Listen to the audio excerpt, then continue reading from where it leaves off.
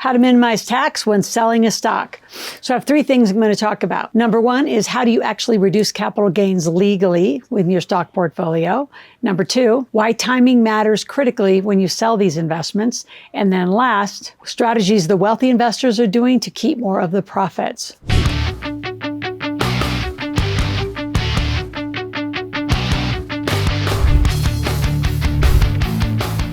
Now, I'm going to start off straight away and just tell you and disclose, I used to trade early in the morning, get up at the stock market, go to bed. Like I did that for only a couple months. And I'm like, this isn't me. So over the course of years, one of the gentlemen at the big table and I were doing robotic trading. We said, this isn't working. We need better.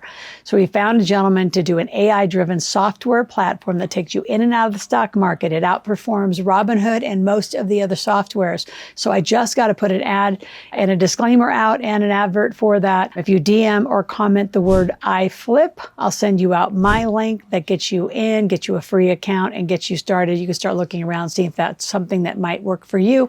It is not a security, it is a software and super excited about it.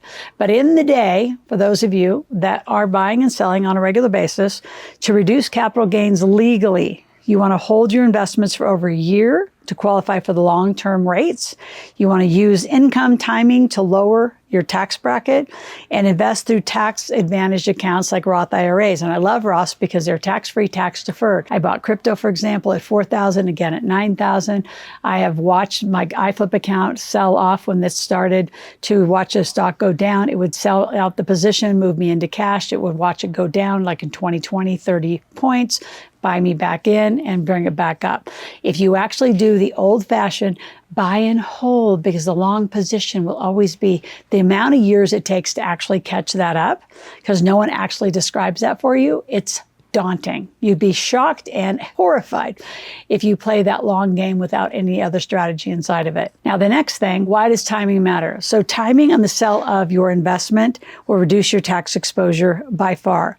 So in your low income years, if you actually have down a year, for those of you that are entrepreneurs, if you're down 50,000 or 100,000, that's going to shift. Also, your timing matters because you're going to have large gains across multiple tax layers, multiple companies, multiple structures.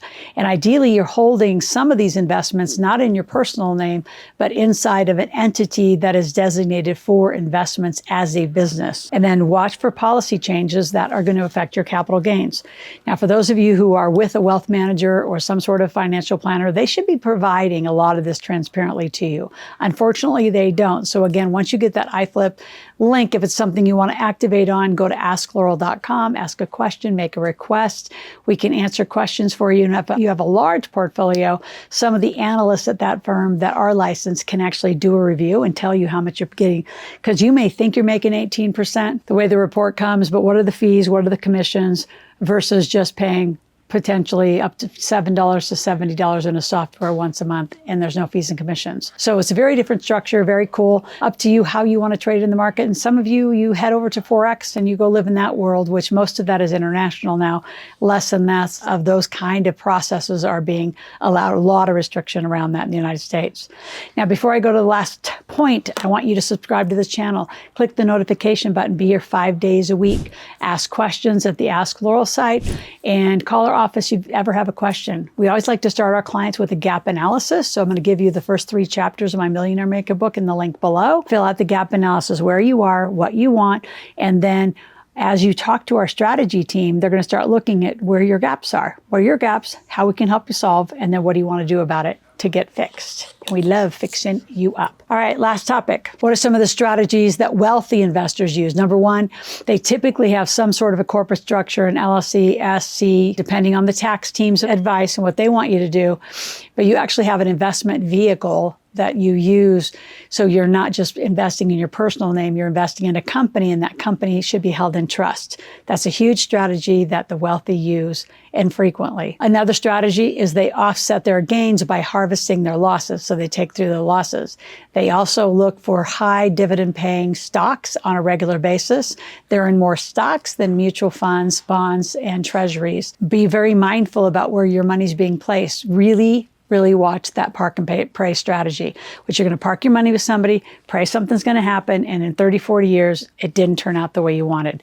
Be very mindful around that with your 401ks as well, as things are coming in and out of that. The last, which is pretty significant, is reinvest the proceeds using a qualified opportunity fund for deferrals. So use 401ks as it works into your strategy. Again, these aren't just like little shots of advice. These are things that's educational, decisions you need to make, and really you need to lean in and get some money rules for you and your family.